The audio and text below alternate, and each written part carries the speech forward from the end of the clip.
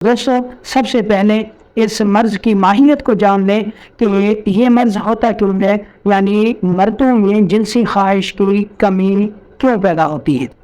دوستو ایک مرد کا طبعی مزاج عضلاتی ہوتا ہے، یعنی خشک سرد سے خشک گرم ہوتا ہے، اور اس مزاج میں ہی اس کی جنسی قوت اور جنسی خواہش بھرپور ہوتی ہے اور قائم رہتی ہے۔ ہم میں سے اکثر لوگوں نے دیکھا ہوگا کہ بعض لوگ کہتے ہیں کہ ہمیں پیاس نہیں لگتی، بعض لوگ کہتے ہیں ہمیں بھوک نہیں لگتی، اسی طرح بعض حضرات یہ بھی کہتے ہیں کہ جی ہمیں جنسی عمل پہ دل نہیں کرتا، جنسی خواہش ختم ہو گئی ہے۔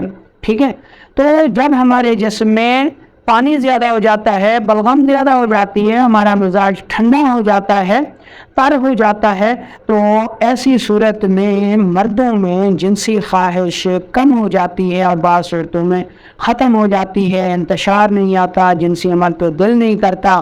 ٹھیک ہے، تو ہمیں معلوم ہو گیا کہ یہ مسئلہ اعصابی مزاج میں آتا ہے۔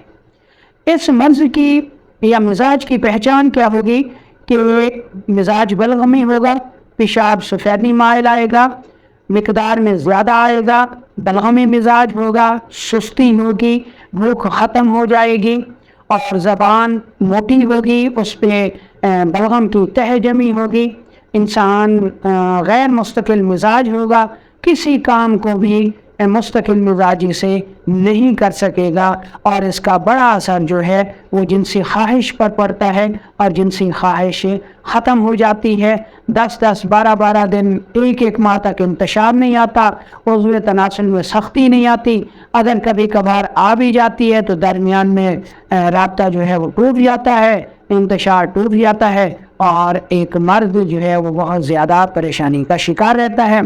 تو اب ہم بتاتے ہیں کہ آپ نے گھریلو اشیاء سے اس کا علاج کیسے کرنا ہے۔ دوستو ایک بات یاد رکھ لیں کہ جنسی عمل میں جتنی کارگر گھریلو ادویات ہوتی ہیں، غذائی ادویات ہوتی ہیں، دواؤں کا اتنا اثر نہیں ہے، کیونکہ دیکھیں جنسی قوت بھی ایک قوت ہے، اور ہر قوت جو ہے وہ غذا سے پیدا ہوتی ہے، دوا سے کوئی بھی قوت پیدا نہیں ہوتی۔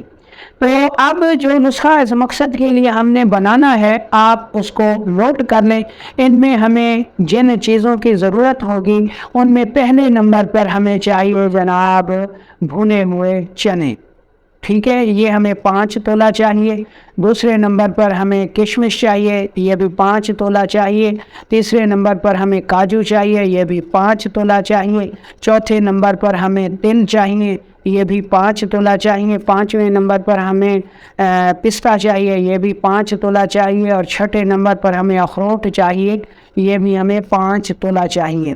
تو یہ کل 6 چیزیں ہو گئیں، 5 تولہ، یعنی اس کو ضرب دیں تو ہمیں یہ کل 30 تولہ چاہیے۔ ان کو ہم نے جو ہے کوٹ لینا ہے، موٹا موٹا کوٹ لینا ہے، ساری چیزوں کو صاف ستھرا کرنے کے بعد۔